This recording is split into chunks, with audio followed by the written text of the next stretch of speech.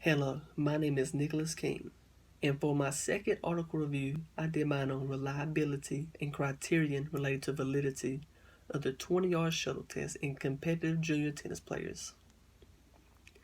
This relates to my lab because they are testing the same exercise test I will be giving for my second lab. This article was a collaboration, and the main authors involved are Anna Eriksson and Fredrik Johansson. The 20-yard shuttle test is also known by many names, such as the Pro Shuttle, the Pro Agility Test, or the 5-10-5 Shuttle. This article is discussing, is the 20-yard shuttle run a reliable test for testing agility in tennis players?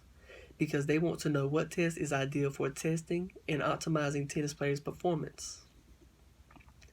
When it came to the population of the research, they used 39 Swedish competitive junior tennis players, both male and female, ages 12 to 20.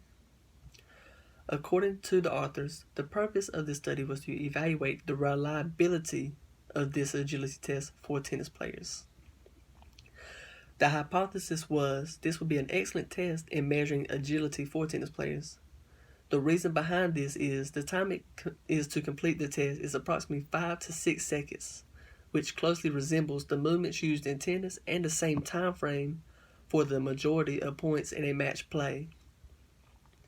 Most tests that are used in determining agility for tennis players don't resemble the same time frame or even movements a tennis player goes through when having to sprint and change direction for chasing the ball.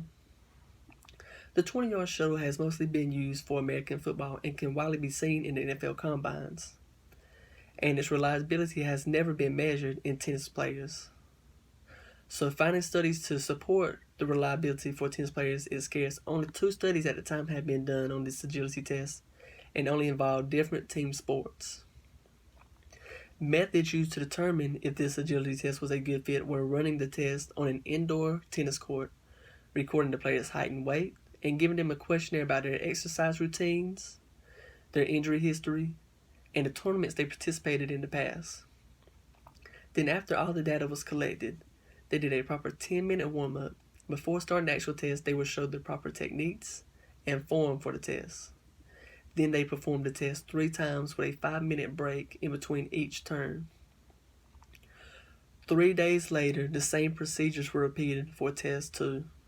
In conclusion, the 20-yard shuttle test is a very reliable test in measuring one's agility. However, there is need for further research on the test and its usefulness in evaluating tennis players on the aspect of optimizing their performance and decreasing the risk injury. And if you have never seen what the 20-yard shuttle looks like, it's something like this. You will start at this middle line, and each line from it is 5 yards. So this line is 5 yards from the middle, and this line is 5 yards from the middle. You will start by standing on the middle line. You'll run 5 yards to the right, 10 yards to the left line, and finally 5 yards to the start where you will finish. So combined, you'll have 5 yards, 10 yards this way, and 5 yards for a total of 20 yards ran.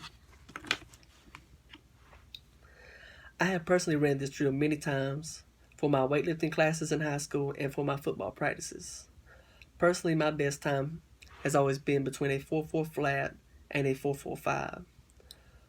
For football players, such as the skilled players, such as quarterbacks, running backs, corners, outside linebackers, wide receivers, fullbacks, and safeties, they should be looking for their times to be in the low 4s.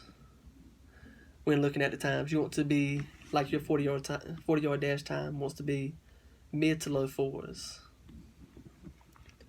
For the heavier guys, such as linemen, they want to aim to the mid 4s to low 5s, just as they would want to be in their 40-yard dash times. Overall, this is an excellent test in measuring one's agility and quickness in changing directions.